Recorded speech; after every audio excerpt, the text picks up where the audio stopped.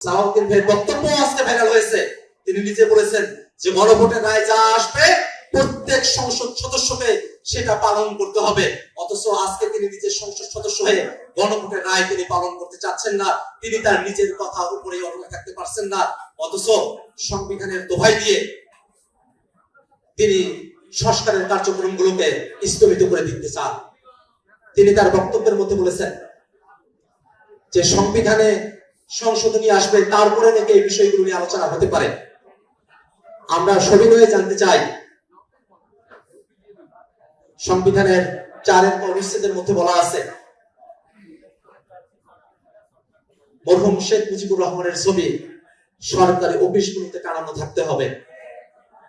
প্রধানমন্ত্রী তারেক রহমান, স্বরাষ্ট্রমন্ত্রী সালাউদ্দিন সাহেব, আপনার অফিসের মধ্যে মরহুম শেখ মুজিবুর রহমানের ছবি নাই, এটা কেমন করে সাংবিধানিকতা, সেই ব্যাখ্যাটা আপনাকে প্রদান করতে হবে।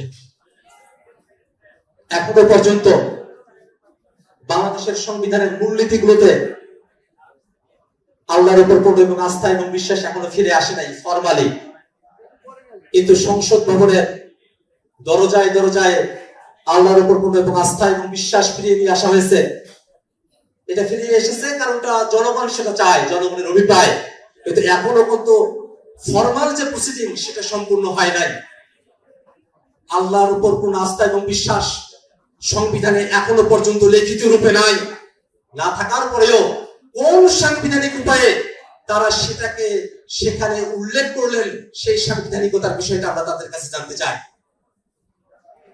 শেখ মুজিবুর রহমানের ছবি টানানো অথবা আল্লাহর উপর পূর্ণ আস্থা এবং বিশ্বাসকে ফিরিয়ে নিয়ে আসা, এটা ফরমাল প্রসিডিং এর মধ্য দিয়ে সংবিধান সংশোধনী করে এগুলো ফিরিয়ে না আসলেও আমরা জানি 24 অভ্যুত্থানের মধ্য দিয়ে জনগণের যে অভিপ্রায়, সেই অভিপ্রায়ের মধ্য দিয়ে এই দুইটা বিষয়ে বাংলাদেশের জনগণ সিদ্ধান্ত নিয়েছে।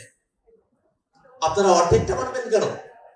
সাংবিধানিকতার দোহাইও দিবেন, আবার ফরমাল প্রসিডিং যেটা আছে সেটাও আপনারা পরিপালন করবেন না। এমন ভাবে তো আপনারা সরকার পরিচালনা করতে পারবেন না যে প্যান্ডোরার বক্স আপনারা খুলেছেন, সেই প্যান্ডোরার বক্স এমন ভাবে খুলতে থাকবে। আজকে কোর্টে যেমন প্রশ্ন উঠেছে জুলাই সনদ আর গণভোট নিয়ে, প্রধানমন্ত্রী তারেক রহমান তার প্রধানমন্ত্রিত্ব নিয়েও ওই একই গ্রাউন্ডে প্রশ্ন উঠবে।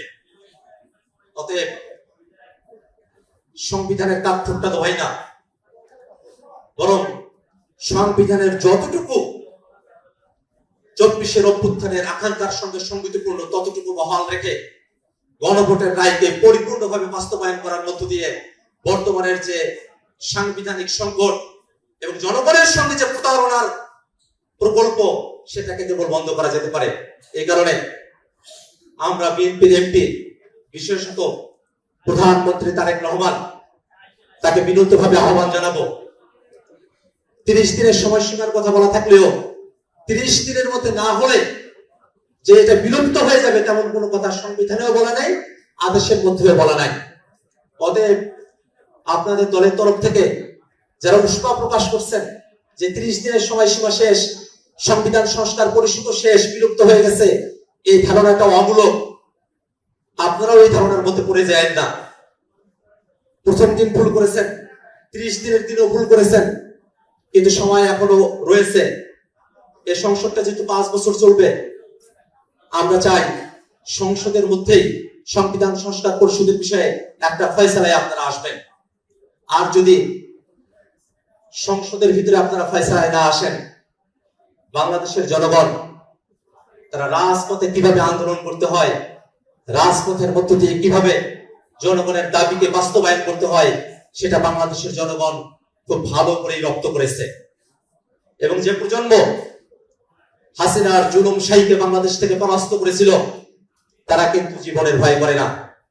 সংসদের মধ্যে আমরা কথা বলবো, আমরা রাজপথেও কথা বলবো, কিন্তু জুলাই সনদের পরিপূর্ণ বাস্তবায়ন, গণভোটের পরিপূর্ণ বাস্তবায়ন অবশ্যই আমরা এই বাংলাদেশে নিশ্চিত করবো ইনশাআল্লাহ।